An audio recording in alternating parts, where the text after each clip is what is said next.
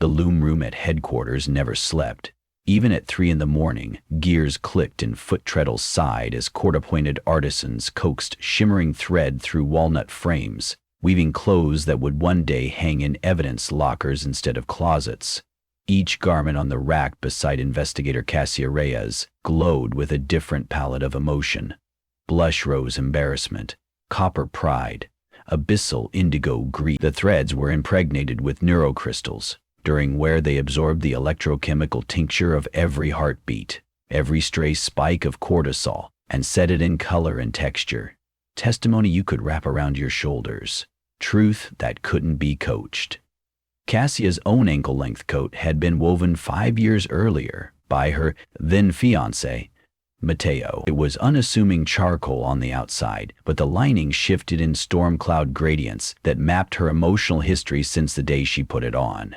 Regulations required investigators to wear record coats whenever they worked a scene so that a jury could one day review not only their notes, but their genuine affect proof. They had followed leads without prejudice. Cassia had never questioned the custom. The coat felt as integral to her identity as her badge, and when it hugged her shoulders, she felt proof against error. That confidence faltered the night Mara Kell was murdered. Kell had been the preeminent sentiment weaver of the capital, famous not only for artistry, but for stubborn integrity. She refused to erase commissions or doctor recollections, no matter who asked, no matter how many bribed. Cassia arrived at the workshop minutes after patrol found the body slumped against the master loom. Silver-white thread pooled like moonlight around Kell's wrists, and her final tapestry hung half-finished, fibers trembling where the shuttle had been yanked away by the struggle. Cassia tugged on thin gloves, activating the coat's forensic sensors. Threads at the lapel flared crimson, a pulse of her own sorrow, then steadied to procedural gray as she focused. In Talik, her junior partner, cataloged stations while Cassia studied the tapestry. The upper section brimmed with resolute gold. Beneath it, curdled strata of umber, fear, and tucked between, a sharp ribbon of malachite defiance. Kell had felt threatened, yes, but also determined to expose something. Cassia traced the last shuttle stroke and found it pierced a pocket of oily midnight, the color the guild called unshed guilt. Guilt. Someone had come to Kell desperate to have sin combed away. She had refused. And paid. Cassia ordered transport of the tapestry to headquarters, sealed the studio, and walked back into fog-slick streets. As ever, the coat recorded everything. Her professional composure outside, the churn of outrage within. She slept 3 hours, then returned to write her preliminary report. Only when she placed her stylus on the slate her mind skipped. She could picture the studio door, the victim's face, but the arrangement of tools on the workbench, the precise orientation of the shuttle, gone. She shook her head, assumed exhaustion, and moved on. The lapse repeated during Kell's autopsy review. She remembered Dr. Jittery announcing time of death, but when she tried to visualize the hemorrhage pattern that would confirm angle of attack, her recollection shredded like moth-eaten silk. Cassia's chest tightened. She prided herself on eidetic accuracy. What was happening? She strode to the evidence locker, scanned her imprint, and retrieved her coat from the preservation drawer. The lining shimmered uneasily, as though the hues were slow to settle. She thumbed the hidden diagnostic rivet.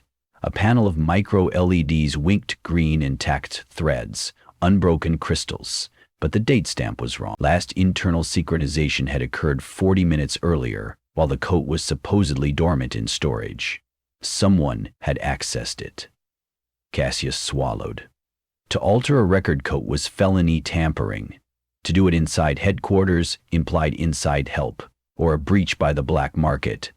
Tailors the Bureau of Fabric Authenticity hunted in vain. Cutters who specialized in excising gilt fibers from garments, selling absolution by the spool, no questions asked. She requested security footage from the locker corridor. The file arrived corrupted. Den offered to escalate detective, but Cassia shook her head. If the Temperer has reach in tech, every log is suspect. We'll work analog. They interrogated the coat itself. With jeweler's lenses and a cold beam lamp, Den scanned the lining. Soon he whistled. Look here.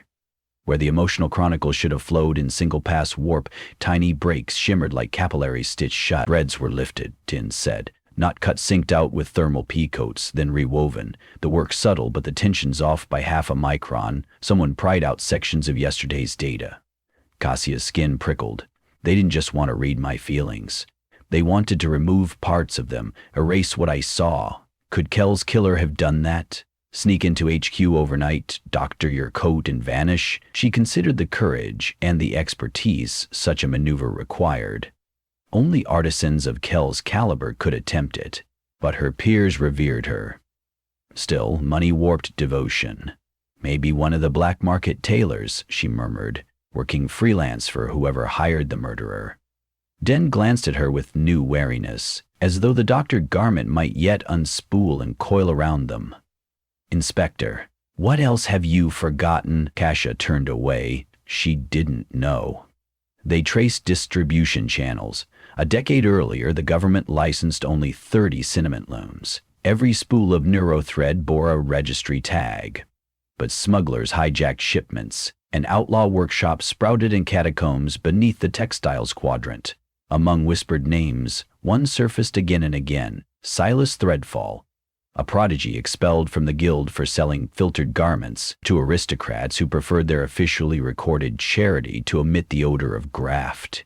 Silas owned a night bar called the Unraveling. Cassia and Din went in plain clothes.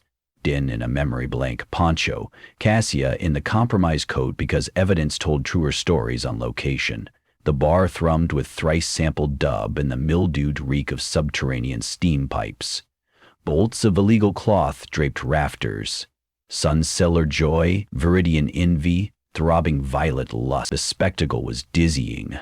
Any emotion could be cut off the loom and worn like mascara. They found Silas at a corner table, stitching metallic thread through his own cuffs while patrons queued for custom edits.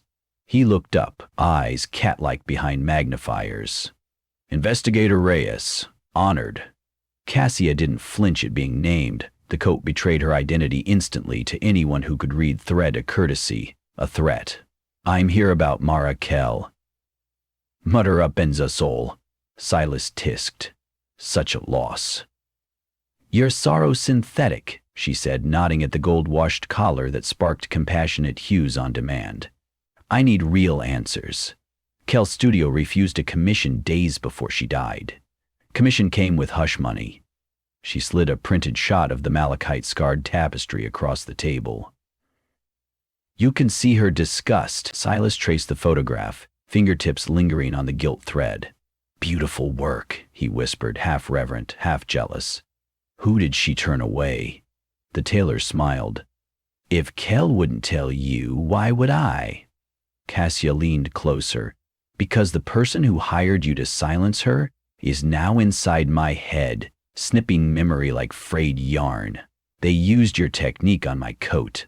Silas's expression twitched. Impossible. I'd never tamper with a bureau record. Not personally, perhaps, but you train apprentices. Someone used guild-grade thermal pecos. Name them. Silas hesitated, and for an instant Cassia's side vision flickered gray, the hue her coat used to signify self-doubt. She blinked, and the gray was gone, replaced by bleached hollowness. The coat was removing even the texture of second-guessing as it formed. Panic rose. How many more thoughts would vanish before dawn? She gripped the table edge. If my memory collapses, you'll be accessory to murder and obstruction. Guilt died permanent in your masterwork. She gestured to the swirling cloth overhead. No amount of splice work will absolve you then. Silas sighed, as though confiding a recipe. There is a man called Ravel Sorn, senatorial aide. He spent years laundering his employer's secrets. 2 nights ago, Ravel asked for a full-spectrum guilt purge. I refused. The man reeks of war crimes, but someone from my circle took the job. A child, really. Mateo. The name struck Cassia like a snap warp line. Mateo, her former fiancé, the very one who made her coat. They'd split after his fascination with experimental edits crossed ethical wires. She hadn't spoken to him in 3 years. Den steadied her. Are you certain? He asked Silas. The tailor nodded.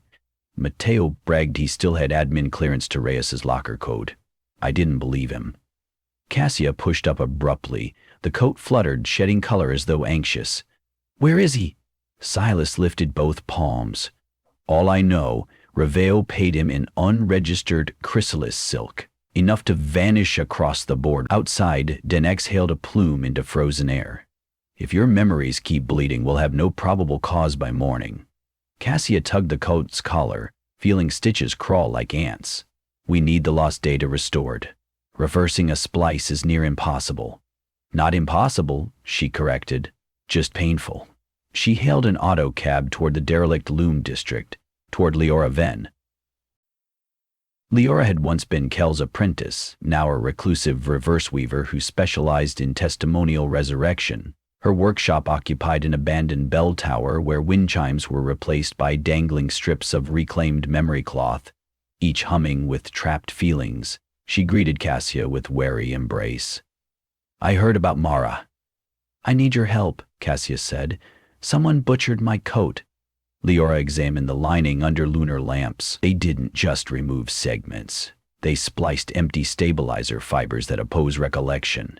Over time they'll bloom, overriding not only yesterday but anything contiguous. Soon you won't remember Kel at all. Eventually, no murders you ever solved. Cassia's stomach nodded. "Can you excise them?" "I can try." "You'll have to relive what was cut. Memories may surface raw. Some will not be yours. Trace resonance from whoever handled the coat." The procedure began with Cassia seated inside a cradle loom, sleeves spread like wings. Leora threaded bioluminescent weft through split lining. Each pass juiced the neurocrystals, projecting memory haphazardly across the tower's walls. Scenes flared, Cassia kneeling by Kel's tapestry, a drop of blood on silk. Then, Matteo, older, gaunt, leaning over her coat in a dim server room, whispering, "I'm sorry, Cass," as he plucked gilt filaments from her lining. Another burst. Matteo delivering a crate of expunged gilt thread to Ravel Sorn inside a guild salon. Ravel's aura flashed strobing crimson, ambition, then cooled to ice as he tightened a garrote of stolen thread around Marakel's throat. Cassia gasped, recognizing the angle of attack that her memory had lost. Matteo had not murdered Kel. He had only disabled his ex-lover so the real killer's tapestry would stay unspoken. Pain lanced Cassia's skull as overlapping emotions, Matteo's remorse, Kel's final terror, Ravel's predatory calm funneled through her nervous system in seconds. But with each pulse, lambda patterns on the coat snapped back into their rightful sequence. The stabilizer fibers blackened, curled, and fell away like burnt hair. At dawn, Cassia stumbled from the cradle, sweat-soaked but whole. Leora caught her. "You remember?" "All of it." Cassia's voice rasped. "Mara recorded Ravel's guilt in the tapestry. He killed her to stop exposure. Matteo tampered with me to cover Sorn's escape. Will you arrest Matteo too?" Cassia pictured the whisper, "I'm sorry," the quaver of regret so vivid it bruised her own heart. "Matteo crossed every line but one. He couldn't destroy my memories outright. He left enough thread for recovery. I'll offer him surrender." She gathered the coat. First Sorn. Den met her outside headquarters with a warrant, undiluted by lost recollection. Together they confronted Ravel Sorn at the Senate Annex, where he negotiated trade treaties under banners braiding patriotic zeal with mercantile greed. The man wore a suit of spotless white, a lie of innocence. He paled when Cassia approached, coat flaring volcanic proof of restored rage. "Investigator, your presence requires appointment." "This is the appointment." She tapped her lapel. Micro eyes recorded the moment. "I recovered the purge threads you bought. Possession alone gags you for decades." She slid a data shard containing the resurrected memory of Kel's murder into his palm. "This is murder." Ravel's mask cracked. A swirl of bile-green cowardice stained his collar. He reached for a concealed blade of hardened thread, but Den pinned his wrist. Officers flooded the hallway, cuffs ready. As they hauled Sorn away, Cassia noticed new lines inked inside her coat. A bright ribbon of relief interwoven with mourning. The fabric was forever altered, but this time by truth, not theft. She filed charges, submitted the restored tapestry, and slept for 16 hours. By evening, a message waited. Mateo requesting meet at Crossway Station before the night express. Cassia went alone. Mateo stood under a vault of iron trusses, duffel at his feet, gilt thread scarf glinting like tarnished silver. "I won't run," he said. "I only wanted to buy Ravel time to flee. Once he was gone, I meant to restore you myself." "Intention doesn't erase action." She touched her coat. "But I felt your remorse. You can testify. Help convict Sorn and any senators he shielded. Cooperation mitigates sentencing." He nodded, tears refracted in pince nez. "I'll weave a full confession." Cassia offered her hand, and for a moment their fingers twined where once a wedding band had gleamed. Then she escorted him to custody. Weeks later, headlines howled. Senate scandal. Weaver's tapestry convicts architect of atrocities. But in the quiet between trials, Cassia returned to Marakel's workshop. The bureau had sealed it for auction, yet the scent of cedar and lanolin lingered. On the master loom lay a bolt of blank, cream thread, untouched, unborn emotion. Cassia draped her repaired coat over the beam and sat, feet on the treadle. She was no artist. Her shuttle wobbled, tension uneven. Still, she wove. Each pass bled new color from her recent days, smoky sorrow for Kel, dusk blue fatigue, ember sparks of vindication. As the cloth lengthened, she understood why Kel and Silas, and even Mateo, had risked everything for the power and thread. Not to falsify life, but to trap its chaos where eyes could witness, where hearts could learn. Cassia clipped the cloth when it measured a forearm's length. Imperfect, yes, yet the pattern ended in bright mandarin hope. She folded it into her pocket notebook, personal evidence that despite memory's fragility, truth could be mended, and guilt, once died fast, would never completely wash away. When she left, first snow drifted over the cobblestones, each flake another tiny blank to be written upon.